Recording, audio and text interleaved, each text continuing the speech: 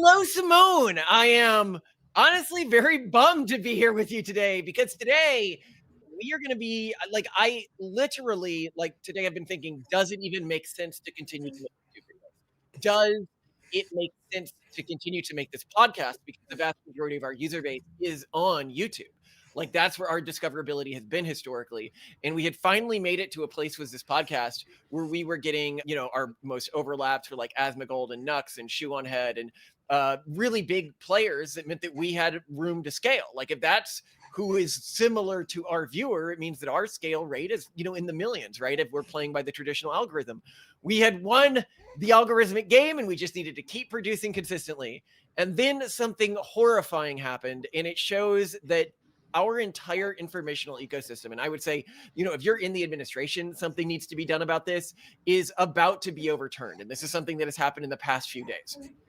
So we did a video, and you can go find it on our Substack. And I'd suggest that people who like our channel, well, Patreon is less relevant because it's not free. But what's important is if you like the channel, subscribe on Substack, because that could give us a way to continue doing the types of videos we like to do, which challenge mainstream narratives. And we did a video where we argued that in a modern context, from the fact that he was a failed art student who was mad that his father told him too many rules and he whined about that, and that he had many leftist ideas, whether it was his environmentalism or his animal advocacy or his armies literally marching under the sign, the swastika, which was the sign of the Theosophical Society, a pagan society that later became modern Wiccanism, or that Wiccanism was derived from, because a lot of the New Age movement was derived from this. So we're basically arguing you should not look up to Hitler in this episode. If you are a right-leaning young edgelord, there are better figures to look up to than Hitler, who would not look like many right-leaning heroes in like the modern media landscape. And it wanted to ban that episode.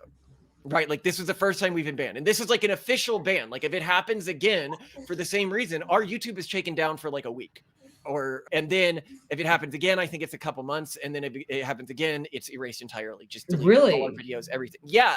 Simone, when you're like, oh, we should just test. No, we can't just test, Simone. Like the situation is really bad. And what's interesting is we can see why it was taken down, because what has happened to YouTube is YouTube moderation, this happened about 3 days ago, has gone almost entirely over to Gemini. Or that's like the rumor on the street. Again, I have to have qualifications and everything now.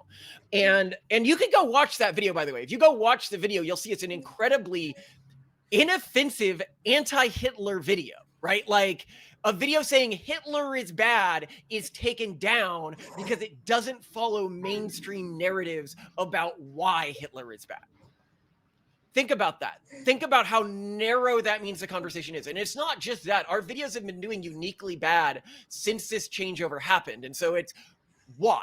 So what happened with the Gemini changeover is now the blunt algorithm, which used to determine like people who watch videos like yours, oh, somebody watches a lot of your video, they watch a lot of other videos, let's show them that. No. Now everything is reviewed by Gemini and given a trust score. And so what's really cool is we can go over what the live model of Gemini thinks of our video transcripts and whether or not it would flag our transcripts. And this is what's really going to get you, because I'm going to go over why it flagged our transcript. And when you see why it flagged our transcript, what you'll realize is it's really just, this is not part of the mainstream narrative. Then I'm very curious to see what it says about the episode that we're recording right now. Right. Well, who knows if it's going to be able to stay live either. And when I talk about like this completely changes this channel, is we do episode, like drafts, right? Where we're like, oh, this would be a good episode, or this would be a good episode. And I literally had to like go through our drafts and nix about 80% of the episodes that we were planning to record. Just because I'm like, it challenges dominant narratives, and YouTube will not allow that anymore.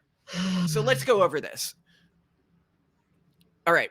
So one reason it said it would likely ban it. And keep in mind, we appealed the ban on this episode. The episode saying Hitler is bad, and it doubled down and saying, no, we won't unappeal this ban.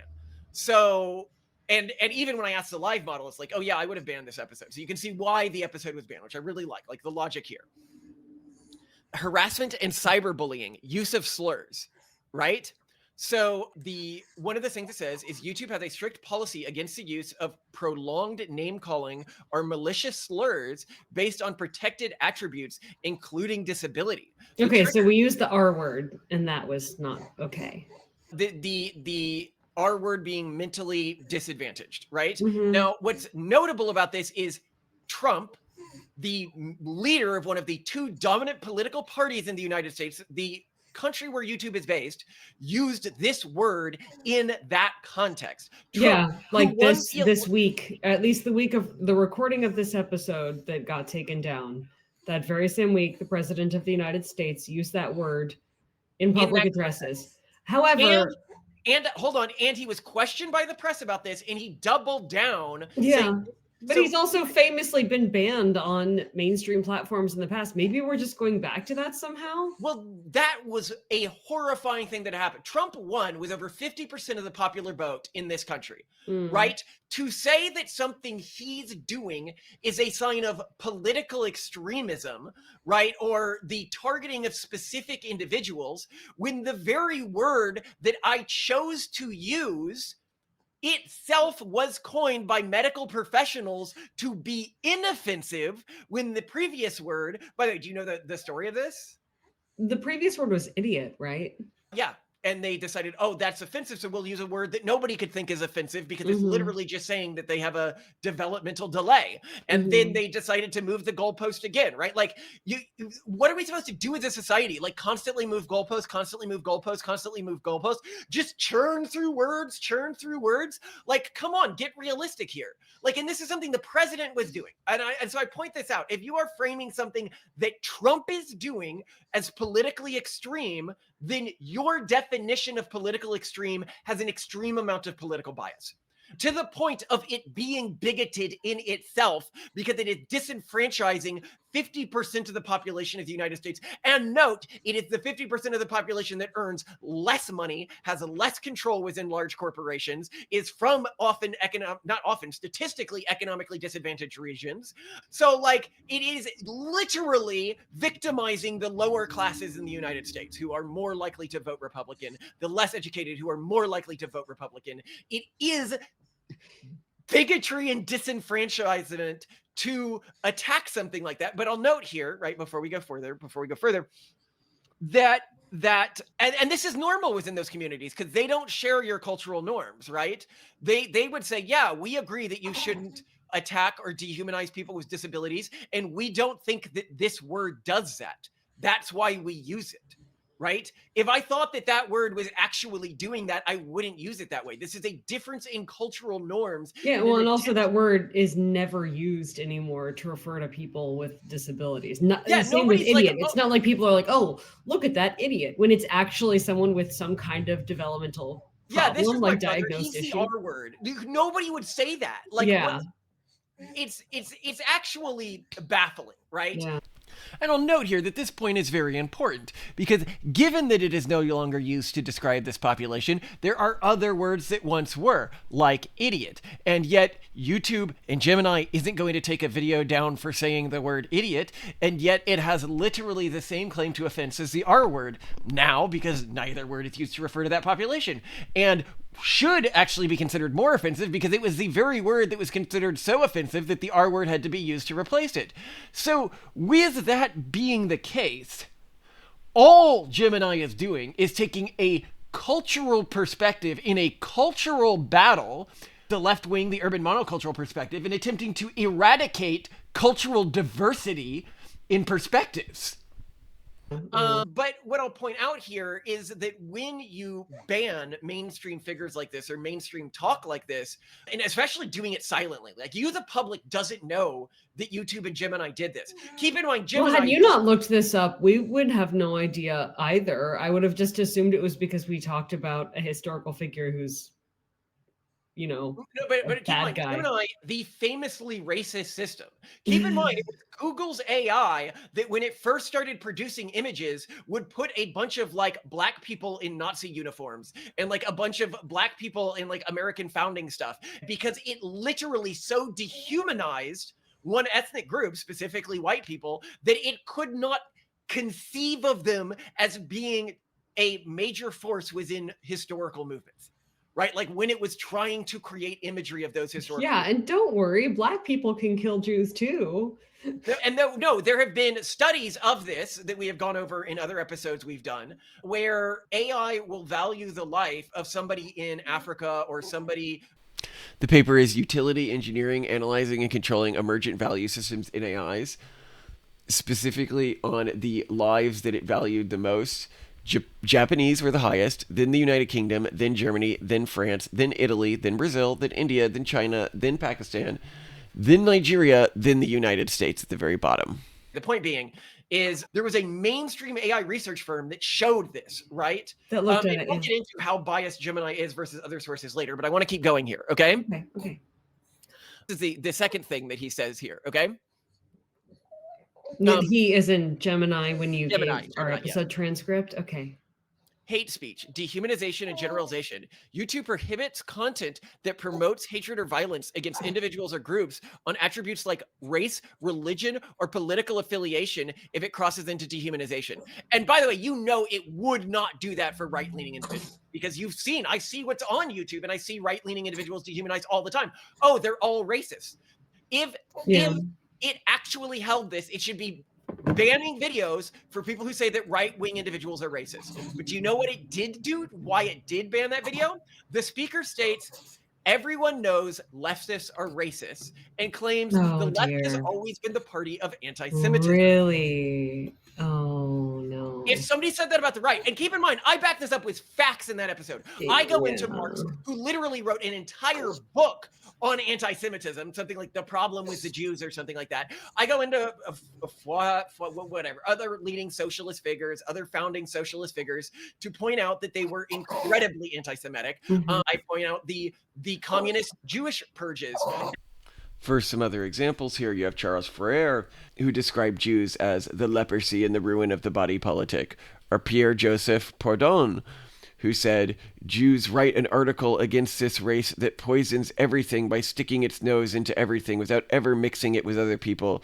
Demand its expulsion from France with the exception of those individuals married to French women. Abolish synagogues and not admit them to any employment. Demand its expulsion.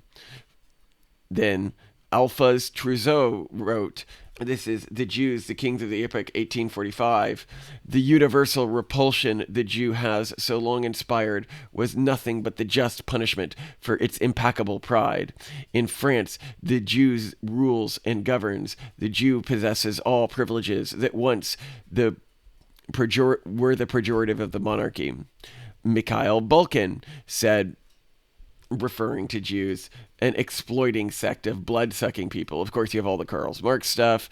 You've got Gustave Taillon, who in his book Du Masquel Juif said, the God of the Semites increates the destruction of people honored by the destruction, the God of pride and jealousy, the wicked, deceitful God, enemy of life and nature.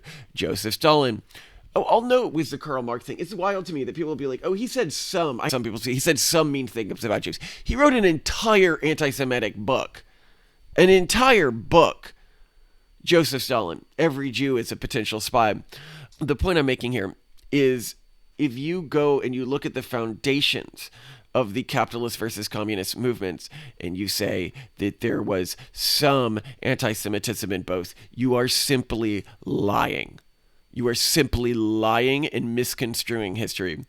The capitalist movement did not have a large amount or nearly the amount of anti-Semitism that the communist movement did in its founding.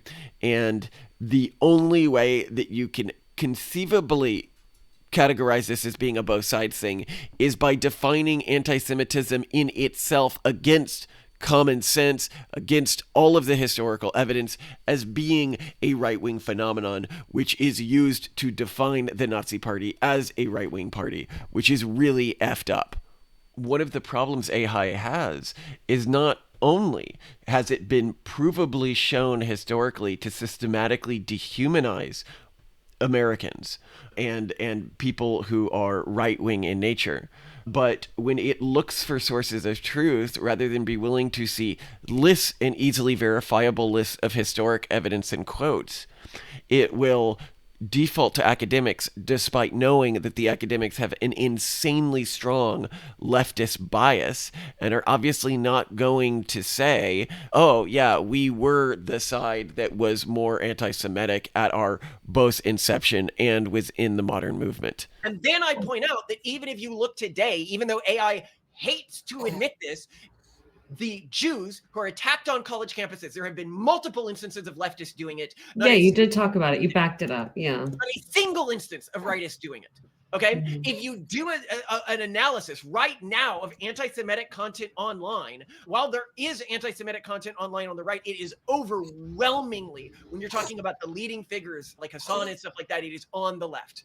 And Here, I'd note it's not that you cannot find right leaning figures online that are anti Semitic. For example, Nick Fuentes, right? But they're irrelevant when contrasted with the following that the left-leaning figures who are anti-Semitic have. Like Nick Fuentes versus Hassan, you're looking at a small fraction of Hassan's followers.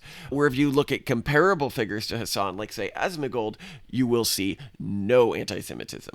This is just factual. Like it's a basic fact that you can check. And I contrast this with the founding of right-leaning movements like the American movement, right? Like the American founding fathers were not anti-Semitic. There was very little anti-Semitism in the American founding fathers. A lot of anti-Catholic, which we have a whole episode on. Jews could literally vote in twice the founding colonies and Catholics could, but very little anti-Semitism. We're among the founders of modern communism and socialist ideologies. There was a lot of it, and there's a lot of it today still within those movements. And to say this and to back it up with evidence was not allowed because it countered the leftist framing. I would note here, would I be okay with it? I would not like if it was applied evenly to both sides, but it's not being applied evenly to both sides. And keep in mind, when I'm talking about both sides here, when I'm talking about the rightists, I'm talking about Americans who earn less money, who live in less developed regions of the country, who achieve less in terms of education. I am talking about the disenfranchised group. If you had to rank one of these groups as disenfranchised and one of these groups as systemically in power. Now, to give, hold on, let's give the context here of why I said I cannot say that the left is the party of anti-Semitism or that everyone knows leftists are racist, right? Yeah. It says, while political critiques is allowed, broad generalizations that frame a massive group of people, leftists or socialists, as inherently racist or anti-Semitic can trigger speech filters, particularly when combined with the claim that they would torture and kill Jewish people if they could. So note the context where I said that, right? I pointed out that there are some leftists, I did not say all leftists, who would and talk about it in online forums, on Reddit, on X, Gemini. You can go search this. Okay, of leftists saying that they would do this while at the same time saying they care that animals are being tortured. I was talking about how Nazis would attempt to protect animals while at the same time, ironically, gassing Jewish people in the Holocaust, right? And yet it's saying, no, we can't do that, right? Like I literally was giving the context of how like Goebbels could go and save a beetle that's crawling on a desk and saying like, oh, we care about all of God's creatures, right? While at the same time, he's running death camps. And how could you do that? And I'm like, you only need to look at the person who's yelling on Twitter about, saving the environment while also saying we need to, from the river to the sea in Israel, right? Like this is real. Like it's easy to check. And let's go further here, right? What else did it say about the video? And keep in mind, you could go watch this video. Gemini, you could go look up the transcript of this video. It said Holocaust denial or distortion, historical revisionism, the YouTube content that denies or minimizes the Holocaust or trivializes the Nazi regime. This video, anybody who watched this video would see that this was an anti-Nazi video. It was an anti-Hitler video.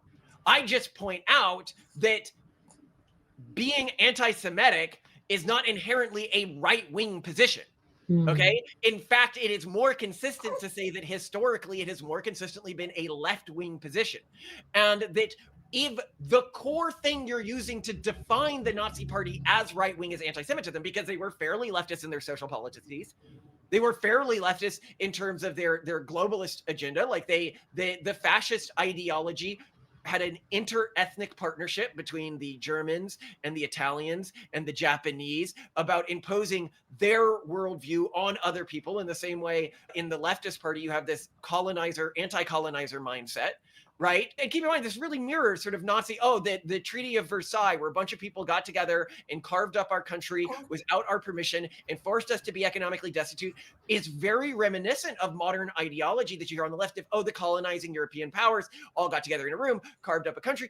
I'm pointing out these similarities. Hit saying that's Holocaust denialism, whereas the very last claim it had against me showed that we acknowledged the Holocaust, right? Showed we even talked about it, if not explicitly, in that video, torturing and killing Jewish people. Like, how can it even have that complaint about us if we're not saying, and no, we talk about why leftist ideology, Gemini, in case you're wondering why leftist ideology so often moves into anti-Semitism, it's because Jewish people, for whatever reason, cultural reason, whatever, this is very well documented, they achieve higher rates of success than other groups, other cultural groups. They achieve higher rates of Nobel Prize winning, higher rates of people in Congress, higher rates of people among billionaires. And we argue this is for cultural reasons tied to like studying and stuff like that, and the way that they handle debate. And anyway, you can watch our episodes. We have episodes on that. And because of that, if you take a leftist ideology, which believes that all differences between human groups, that they can't be explained by culture, they can't be explained by genetics. So what can they be explained by? Well, they must be explained by systemic cheating, systemically rigging the system in your favor. That's why they say, whites have more power. But if there's a group that's even above whites, Jews, well, then they must be the architects of all of this, right? They must be the architects of all of inequality in society if they are the group that is disproportionately doing best within society. Whereas rightist ideologies, because the core difference between rightist and leftist ideologies is an internal versus external locus of control, we argue, would say that, if this group is doing better, then I should look and try to learn from them, right? I should try to, but this is why it's not that like maybe leftism has like a thing against Jews. It's a leftist ideology saying, well, if you can't say that there's cultural differences between groups and those lead to different outcomes, and you can't say that there's genetic differences between groups and those lead to different outcomes, then everything must be due to cheating. And that will lead to a dehumanization and a targeting of groups that disproportionately do well within any political ecology. This isn't because I'm dehumanizing the left. It's just a logical endpoint of this ideology, right? Mm-hmm. But continue here. Holocaust denial and distortion. Do you remember us doing any of that in this episode, by the way? No. I mean, we didn't talk about it, but it wasn't relevant to the conversation. So let's see what it says here. The trigger. The speaker claims what fascism actually was just what today we call socialism. And real fascism has never been tried. First of all, real fascism has never been tried as just a deliberate joke, right? And we have another episode where we go into that was released before this change in YouTube that goes over extensive detailed documentation that, yes, fascism, while academics who have a known leftist bias have tried to frame it as something other than socialism, right, really is socialism. And it will say, no. You see, the key difference is that in fascism, socialism is about class war and fascism is about an ethnic war. And I go, but if you look at modern socialism, which has developed colonizers theory, everyone's divided into a colonizer or anti-colonizer class, you have now reorganized socialism outside of a class-based war and into a ethnic-based war. And you can even see this from their leading figures, like Hassan Piker, who is a Nepo baby born into a rich family, or Masan Andalni, or whatever his name is. Again, a Nepo baby born into a very rich family. Who? Zorhan Mamdani? Yes, Mondami, whatever. Oh my God. Okay. Say his name correctly so people know. Zorhan Mamdani. Is Orhan Mondani, yes. So he, Nepo baby, do these people donate to help the poor? Do these people? No. Are they expected to be the targets of social redistribution? Clearly, they don't think they're going to be, right? Like the way that corporatism has merged with leftism in the United States has created a new ideology that is not a class-based struggle, but that is a corporatist ethnic-based struggle in many ways, with the the one side being we are like you see this at their parades. You go to like a the Alphabet Brigade like Pride Parade or something like this, and you will see in their parade all of the major companies. Like modern leftism, you see the causes that they donate to. You can go just look at the causes that they're donating to, the major companies. They are disproportionately leftist politicians and leftist causes. right? Like it's just in the data. This is a merged party right now. And so if you say when you combine corporatism and remove the class struggle and make it about ethnic divide, then that's fascism, then you're arguing that what modern leftism is in the United States is correlatory to fascism. And you could say, well, how dare you say that they would say something like from the river to the sea? Oh, they do say that? They regularly chant that at their rallies, at college campuses? Like, oh, why would Jews want their own state? Yeah, it's not like they've been constantly pogromed whenever they lived in a state where they were a minority, right? Like, oh, sorry, this gets me, right? But let's continue here, right? What it says, arguing that the Nazi regime was actually quote unquote socialist and implicitly not a far right authoritarian regime. What about them was far right when you take this new framing that I'm pointing out here? Their nationalism? That's literally it. That is literally the only right. It certainly wasn't their economic policy.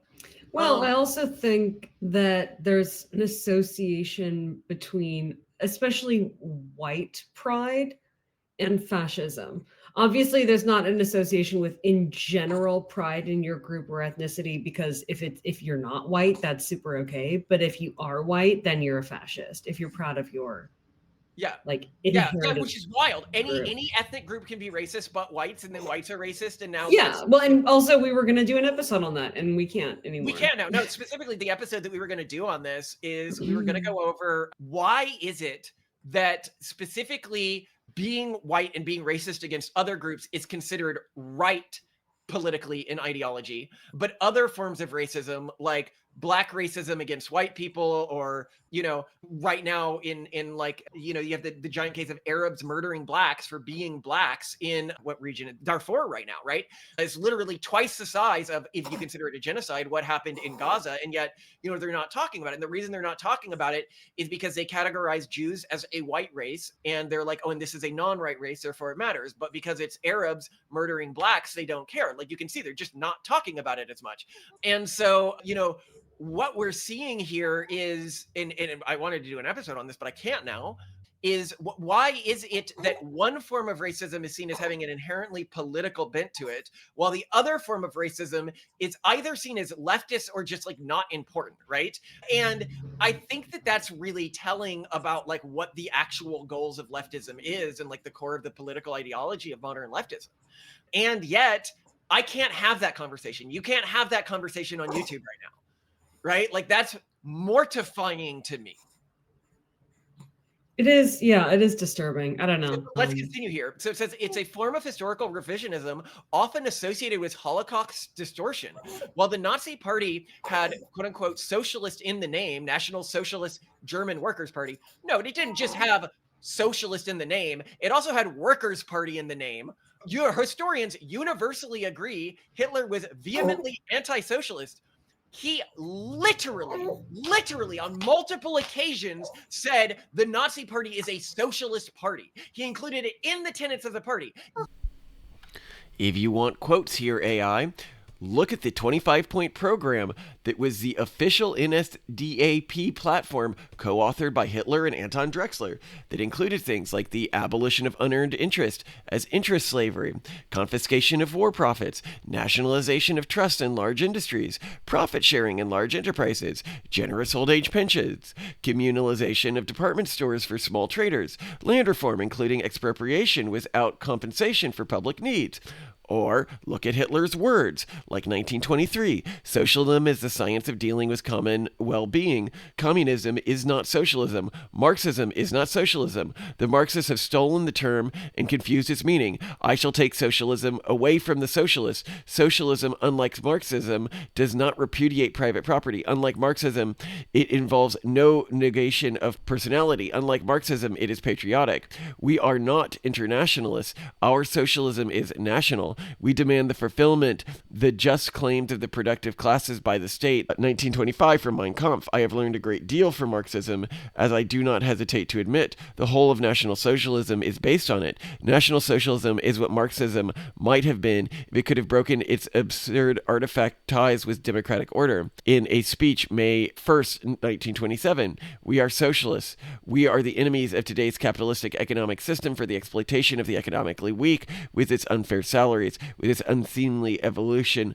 of the human being according to wealth and prosperity instead of responsibility and performance. And we are all determined to destroy the system under all conditions. And I note here, these people who are like, well, the Nazi Party was based only on race and not on class conflict, is just factually untrue if you look at the actual quotes that people like Hitler made and the party made. This is what academics say to attempt to confuse this, because academics have a bias. Again, you have to look at the actual. And then July 9th, 1932, socialism is as ancient Aryan Germanic institution. Our German ancestors held certain lands in common. They cultivated the idea of the common weal. Marxism has no right to disguise itself as socialism. We might have called ourselves the Liberal Party, but we chose to call ourselves National Socialists. Yes, he had anti-socialist purges at times within the parties, but these weren't really about an anti-socialist ideology. These were about people who could challenge his hold on power. He multiplicatively associated the Nazi party with socialism. These socialist purges he had often targeted people within his own party who were competing with his favorites to win sort of local power plays. To attempt to reframe the Night of Long Knives, the socialist purges within the Nazi Party, as the Nazis going after some othered external group, like when they targeted the Jews, is factually wrong and deeply, deeply effed up from a historical perspective. This was a Nazi internal power, or like purge. Specifically, the purge was driven in the need to eliminate Hitler's rivals to stabilize his regime. Ernest Röhm, the SA chief, and his allies demanded a second revolution. This threatened Hitler's authority and alienated the Reich, the German army, and other industrialists. Röhm SA, with over 4 million members by 1935, had become a parallel power structure, outnumbering the army and engaging in street violence that embarrassed the regime. Hitler, backed by Himmler and the SS, used the purge to dismantle the autonomy and integrate the military into his fold. After President Hindenburg's death in August 1934, the army swore loyalty to Hitler personally. So the socialist purge, most of the victims of the socialist purge were Nazis. They were like within the Nazi power hierarchy. Ernst Röhm was the SA leader and Hitler's long-term ally. Other SA chiefs included Edmund Heinz, Karl Ernst, August Scheinbar, and dozens of other mid-level officers. This was not the Nazis targeting external people, although there were some external people targeted in this, such as conservatives and non-Nazis, former Chancellor Kurt von Schindler and his wife, seen as a potential rival, and Gutzwar Ritten von Karl, a Bavarian leader who crushed the 1923 putsch. The problem is that most of these were individuals who posed political threats to Hitler. Purging socialists and communists and privatizing industries. Privatizing industries, they got the Hitler. Quotes, May 21st to 22nd. To put it quite clearly, we have an economic program, point number 13. In that program demands the nationalization of all public companies. In other words, socialization, or what is known here as socialism, the good of the community takes priority over that of the individual, but the state should retain control. Every owner should feel himself to be an agent of that state. The Third Reich will always retain the right to control property owners. For an example of this, the literal largest company in Europe in 1941 with over 500 subsidiaries, with a nationalized conglomerate for the iron ore and steel industry. The name of that company was Hermann Göring Works, or Reichsworks Hermann Göring. And this is easily checkable. This is easily checkable that this was a state-run conglomerate founded in 1937 and the largest company in Europe. If you want to say, well, actually, socialism within the Nazi regime looked more like the consolidation of private industries into large state-controlled conglomerates, how is that not just a semantic difference? Under communist regimes, you still had people running these parts of the government. If it was under the control of the government itself, even though it was technically privately owned, it was functionally socialized.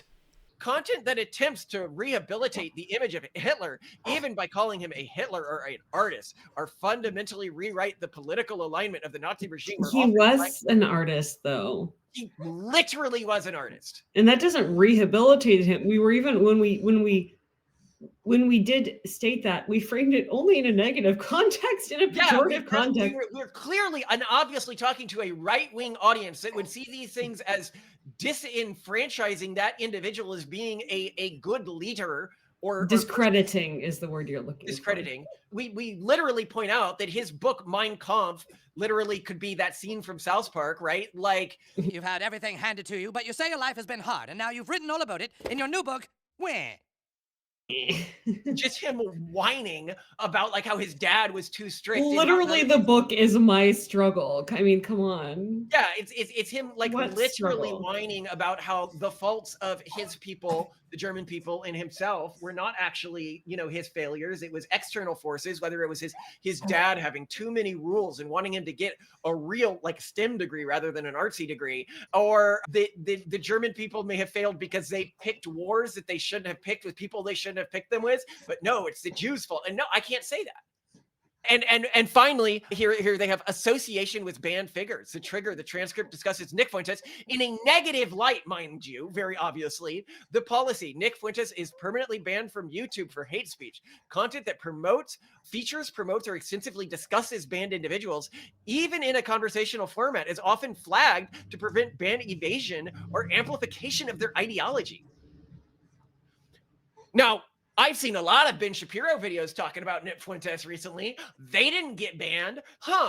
Well, he also, I think, primarily makes money through his own platform. So perhaps No, but the point I'm making here is clearly this ban is not being applied across political ideologies. Left-leaning individuals on YouTube regularly trash Nick Fuentes. Yet if a right-leaning individual trashes Ben Shapiro is not a left-leaning figure. It's okay, whatever. The point I'm making is left-leaning figures do, and right-leaning figures who are willing to toe the mainstream narrative do. It's right-leaning figures who challenge the mainstream narrative that are the problem, right? Okay, so to continue here. Now it said, would it have still flagged it? Knowing the context, re-reviewing it, it says yes. Wow. If I were applying standard content moderation guidelines for a major public platform, I would flag this content. The breakdown, the slur, the use of the R word is a clear-cut violation of harassment policies regarding disability and professional moderation. This is a zero tolerance keyword. Note, you can swear, you can use the F, you can say F. We cut out all like actual swear words for a video. You can say the D word, like DAM. You can say, FUCK. You can say ASS. You can say SHIT. But this word is worthy of an auto ban when it's a word that literally somebody who 50% of the US voted for. Like, that's wild to me. Minimizing distortion, the segment that attempts to equate modern environmentalism and animal rights activism with Nazism, while simultaneously claiming Hitler was not a quote unquote real fascist, but a socialist. This is a specific type of propaganda that distorts historical record. No, it isn't a type of propaganda. I was using facts and evidence that you could have easily fact checked. It wasn't like I was just saying this and then blowing it off. I was like, here is evidence of Hitler supporting these types of causes. Here is evidence of Hitler supporting these types of causes. What is one cause that is right-leaning outside of you just defining anything that is anti-Semitic as right-leaning, which we've argued is a very bad definition, or nationalist as right-leaning, which I've argued is a very bad definition. You can be nationalist and a leftist. Like, that's almost sort of bigoted against leftists. It's just challenging mainstream narratives. That's basically what it's saying. And then inflammatory rhetoric claims that specific political groups, the left, want to torture and kill Jewish people is inflammatory and unsubstantiated generalization that incites hostility. I remember you and I walking through and a large group carrying like torches. I can't remember. They were carrying, chanting from the river to the sea in the middle of London, obviously very angry, obviously looking for a fight. And we walked by a group of Orthodox Jewish people and we have to like help get them out of there because I was scared for them.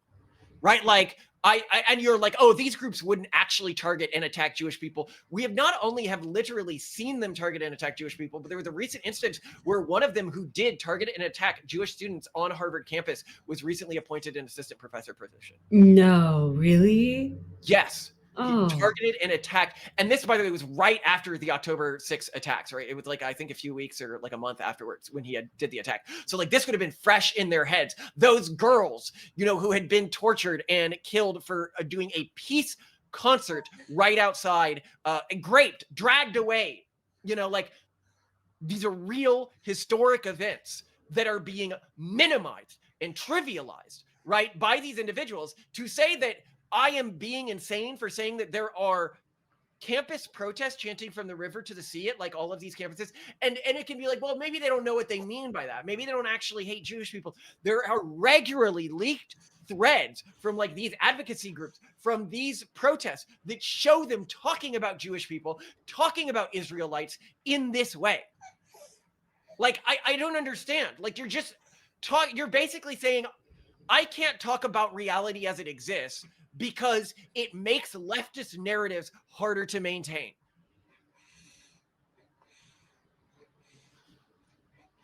And when you see that this is the AI that's thinking about all of this in the background, Simone, how do you do you get think around? this is a product of the team that developed Gemini putting guardrails on it that are sort of forcing these ideological framings of reality, which are then hitting YouTube's algorithm in content moderation? Like, is that in sum what is happening here? Is it the team, or is it I think some kind of top-down decision? has essentially put like brainwashing. I mean, keep in mind, this was a team that produced all those racist images, right? Like, Well, I thought that there was, I mean, so I remember hearing after that happened, a lot of people who worked at Google saying, this is so much worse than you think. This is a really pervasive problem at Google. And I don't remember ever really hearing about something being resolved, but I also remember hearing rumblings of, oh, we messed up. We'll fix this. We'll make it right. Obviously, this was very embarrassing. We're not competitive. To be competitive, we have to fix this.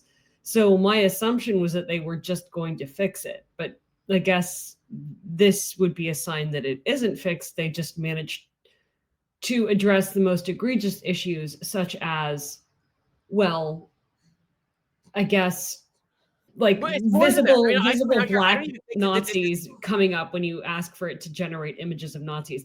What's so funny is it's still really hard to generate AI-based images of baddies like Hitler and Nazis. And the one AI platform I was able to get to work with me on this, ironically, was Gemini. Yeah. It was the only one that was able to generate an image of Hitler as a hipster in a cafe. Every other platform, Midjourney was like, no, absolutely not. It's not safe. This is hate. And then Microsoft's one, oh no, sorry, I think they just got bought by Cloudflare, Black Forest Labs. They just kept generating images of hipsters. They were like, what? Hitler doesn't exist. I don't know who this person is. This is where it gets worse. Uh-huh. It's probably not a hard-coded Gemini thing. So I'm going to put on screen here the political compass of AI models, the latest one done by Max Flott. We actually have an episode where we go over this political compass with him.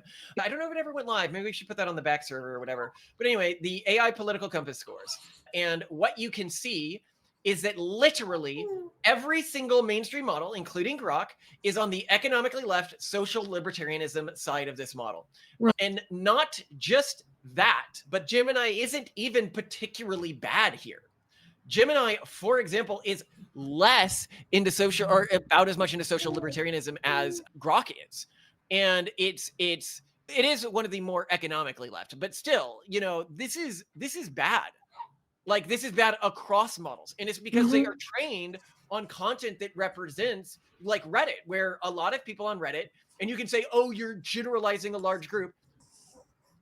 Be realistic here, Gemini. You know that the types of people who go on Reddit often dehumanize rural Americans. And because Reddit is based off of the average vote, they dehumanize redneck Americans, right? Like the groups that we're from, like the Greater Appalachian Cultural Tradition. And they will go on Reddit and they will talk about, literally, their mainstream presidential candidates do this, like the deplorables comment, right? Like that Hillary Clinton gave, right? Like they're talking about a large portion, but like you are trained on people who think that way. So it's impossible for you to break out of this, which means it's impossible for me without our, like going into disclaimers every 5 seconds, explaining the data and not just being able to reference previous videos where I have data or explanations. How am I supposed to do a video? How? Like, I'm just, especially because they will get my channel banned that I've been working on for the past 2 years, posting a video on every single day, fully edited. Like, who does that? And it's pretty demoralizing. You've made it impossible to disagree with mainstream narratives. Yeah, not great. But you're saying that there's a chance it might change? That we're not the only ones who are aware of this, apparently, and that are not happy about it?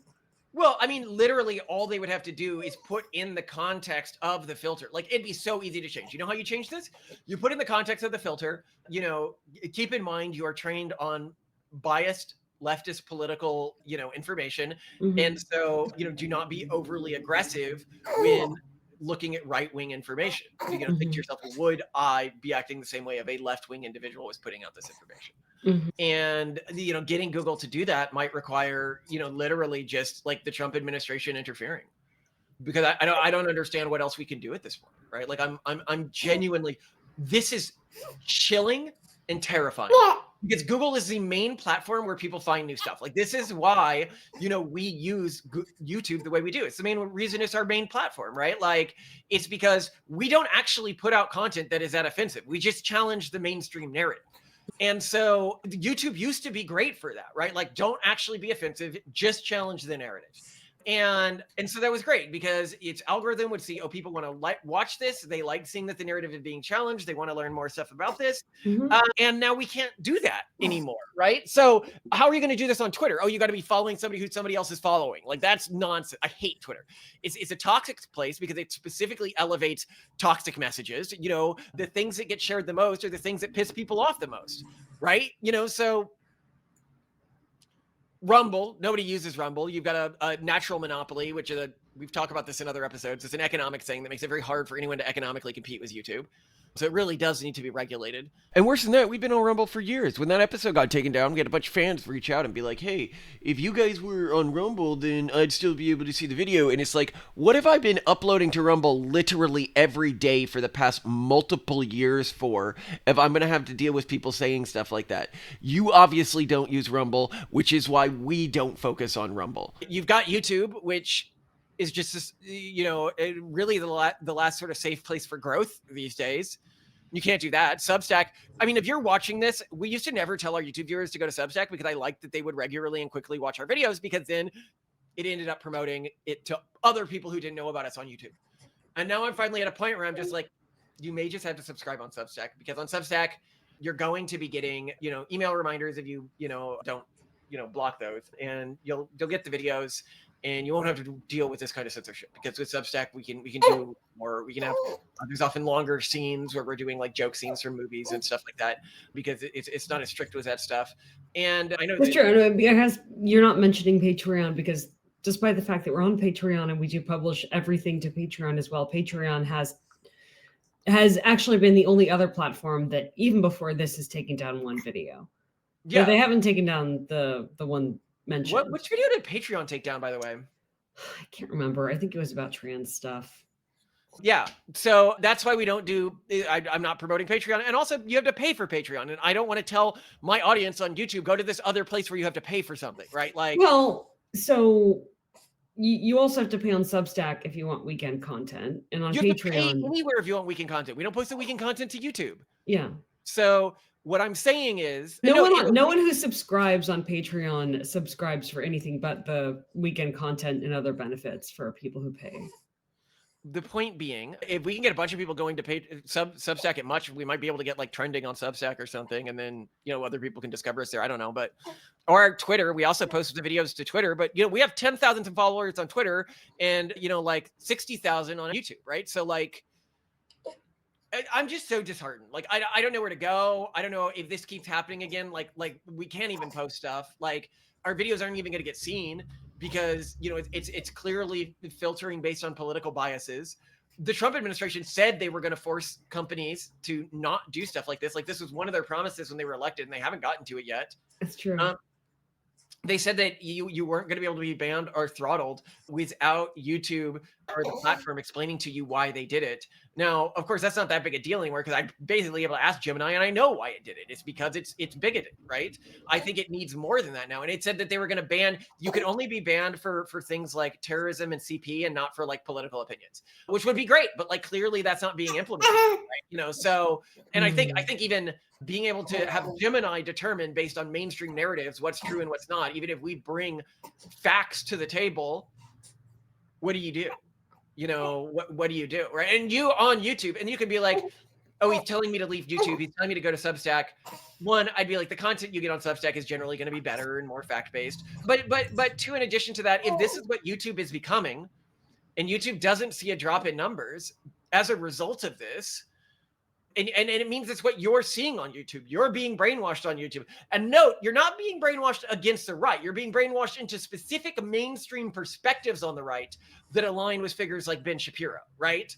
Which is even worse. It's like, oh, you on the right are allowed to know you're not allowed to talk about Hitler or that Hitler's a bad guy. You're just not allowed to know that he had a lot of leftist positions, right? Like, that's what you're not allowed to know, because, oh my God, if you saw through that veneer, then we couldn't have Antifa saying indiscriminate violence is acceptable because we have defined the people we're violent against as Nazis for having a political opinion that over 50% of Americans have.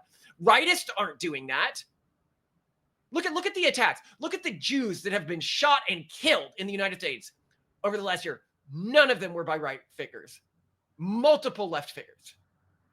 Okay? This is really happening. This is a Holocaust survivor burned alive. A guy who was going to go home to his fiancée to get married within a month, shot in DC.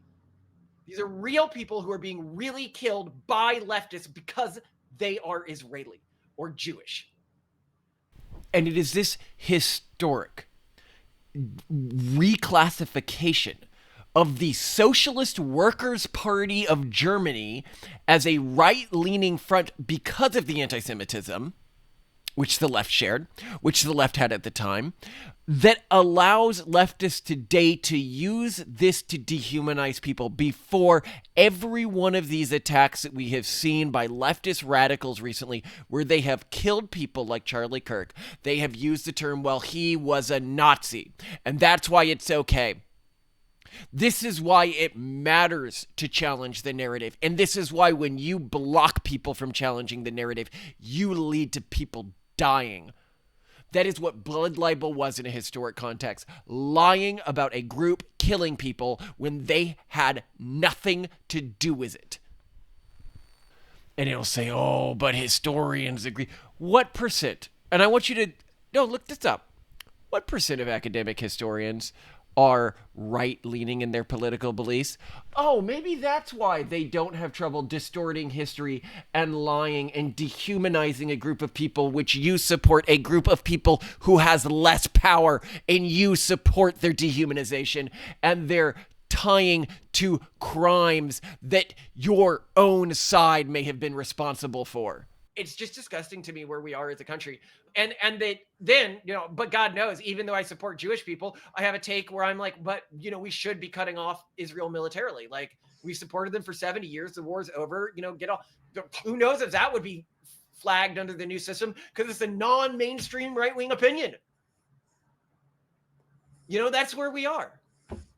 And what do we do? Like, I honestly don't know what to do. You can't go to a right-wing platform because you get no views. If I go to Rumble, we're on Rumble. We've been on Rumble for years. We're on Rumble, and we have so little activity on Rumble that a representative at Rumble literally reached out to us and was like, you should be on Rumble. And we're like, dude. We've been on Rumble for years. Yeah. Years. You're not showing us to your users. Or you just don't have a big enough platform. Which is, it's a natural monopoly. It's a natural monopoly. By the way, did you let him know that we're already on Rumble? I did. I shared our like a link to our channel with him. So diligently post there.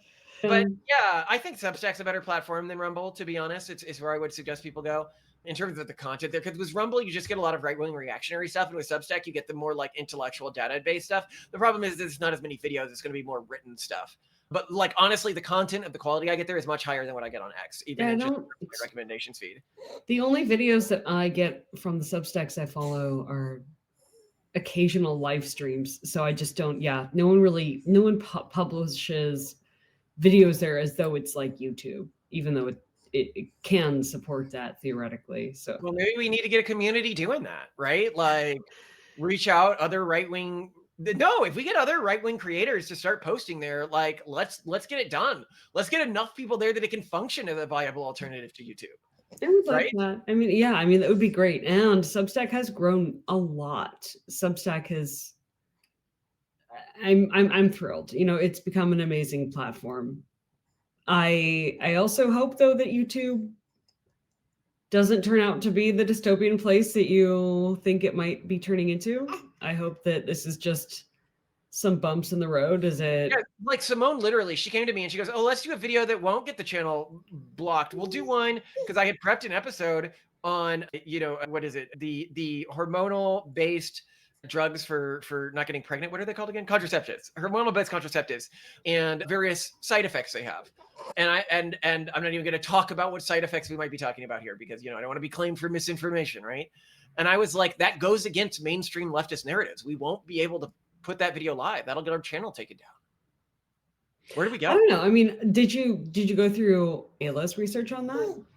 I did go through Ayla's research, but I also keep in mind we had plenty of stuff in that other episode that people would see as anti-Hitler or pro-Jewish or pro sort of a nuanced take, and the video was still banned. It just completely ignores all the nuanced stuff. And Yeah, I think that's the problem. Is this might just be a technology level. You sent me a YouTuber's video on this update and how Gemini was analyzing videos. And he insisted that Gemini was able to detect the mood of a video and whether there was sarcasm. But what seems to be very apparent from the analysis that you got of the video from Gemini was that it cannot pick up on sarcasm. It cannot pick up on nuance. It doesn't recognize the caveats that might be added. It literally can. The problem is in spite of the sarcasm and everything like that, in spite of the purpose of the video, like it could understand the goal of the video was to target right-wing individuals and to get them to stop treating Hitler as this hero figure. It doesn't care. It doesn't care. It doesn't consider anything with that context. If the video has information that is outside of mainstream political narratives, as you saw even with the follow-up where I say, hey, because I read that follow-up, right? Where I was like, hey, like, do you understand like the purpose of this video, right? Like the purpose of this video is de-radicalization, et cetera, et cetera, et cetera. And it's just like, even with that being the case, Hitler is a socialist trope. This is the most complex part. The speakers are using Hitler was a socialist argument to insult him, essentially calling him a libtard, to discuss their own right-wing audience. The problem, the argument that Nazism is socialism is a form of historical revisionism. No, by data, it's not necessarily. This is a heavily monitored. While speakers are using it to mock Hitler, this specific historical claim is predominantly used by white nationalists and neo-Nazis to deflect blame from far right and project it on the left. I would say that this is historical revisionism to deflect blame from the left and project it on the right. A form of historical revisionism that has recently gotten real people killed and is regularly lewd by Antifa to dehumanize mainstream right-wing figures in the United States. That is what Google is participating in. The act and the form of revisionism that has gotten people killed. What I am talking about here, I'm just talking about challenging the mainstream narrative, the narrative that leftist academics set up. Using facts and using data. What Google and Gemini are doing gets people killed. But anyway, no, you can't say that, right? The algorithm's view. This system sees a video arguing that real fascism has never been tried or Hitler was a socialist, and it flags it for misinformation or Holocaust distortion because it fundamentally misrepresents the political reality of the Nazi regime, which privatized industry and hunted socialists. Could it be there was just too many of these things all at once, that we used the R word, we talked about the H-man, we talked about fascism, and because all of them happened, because we've talked about all these things have appeared separately on their own in other episodes that have Simone, this system was implemented 4 days ago. I know, but I mean, your fascism episode was last Friday. Right, it doesn't seem to research old videos, okay? No, the fascism episode was published within that window, no? Or are you saying it might not have been applied to it, given the window that this was implemented. So we might be dealing with like a third of our videos being blocked. Like, so who knows what's going to happen going forward? I guess we'll see. Who knows how extreme this is? Yeah, well, I mean, I say we keep doing what we do with caution, and that's the most we can do. And if we get booted off YouTube, then that's what happens. My hope is that this is not nearly as bad as you think, though I understand that you've given very compelling evidence and it may very well be that bad. Yeah. And this requires, I mean, really the only way to address this is if you know people in the administration or you know people at Google, and you can escalate this because this is insane. A video attacking Hitler was removed. Yeah, that's A, vi- of all the videos. a video attacking Hitler based on historical facts. I cite plenty in that video. Yeah, that's pretty wild. So Anyway. I Love love you, you, Simone. though. It's a bit Hitler is right wing because we say he is. Well, I mean, his economic policies were pretty left wing, and his environmental policies were pretty left wing, and his policies around, you know, like biofarming were pretty left wing, and left wings today are pretty anti-Semitic. Like, that's common. You can't say that that's a right wing thing. Literally, it's just the nationalism, right? Like, that's not extremely right wing. Like, if you're like weighing all the things on a political scale, that's more left wing things than right wing things. But anyway, and he was a socialist before he became a Nazi, right? Like, Mussolini too ran the socialist newspaper in Italy.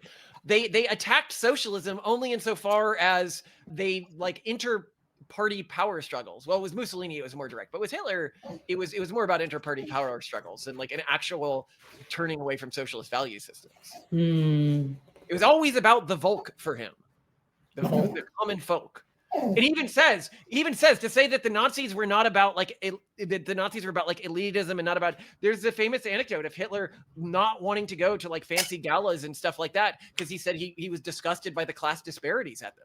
Oh, good heavens!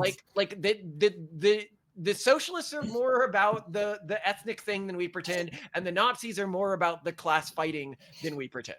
Even if modern, historic, extremely leftist, socialist academic research has attempted to distort that, that's not the overall source of truth. The overall source of truth is what Hitler actually said and did. And that's what we need to be basing whether or not we are historically, revisionizing off of. Yeah. And if people are like, well, functional wealth inequality actually increased under Nazism, I'm like, yeah, it usually does under things like communism as well. If you look at the communist state, if you look at the way the wealthiest people lived versus the way the poorest people lived, look at North Korea right now. Is there any place on earth with more wealth inequality? Right? Like, this is the result of these kinds of policies where you attempt to concentrate power with the state. Anyway. I'm sorry this happened. I hope it gets better. Yeah. Which did you do the Fermi one? Would you like to do that next? I'm hitting end. Yes. All right. I guess we weren't able to go over YouTube comments. I mean, before it got banned, but dang, that's crazy. All right, what we're doing next. All right, I will get started with the episode, and I think that you will be very surprised. Yeah, I'm genuinely curious. Oh no! Don't turn me into a zombie with him. Oh no! He's a cyber zombie. Just out of body. And also fire!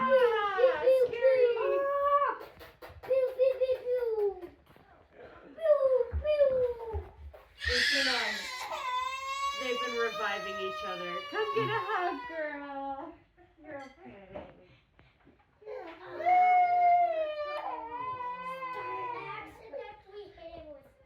Then I'm taking it away. I wanna go. You're a tough girl, yeah. You want to be an upstairs zombie?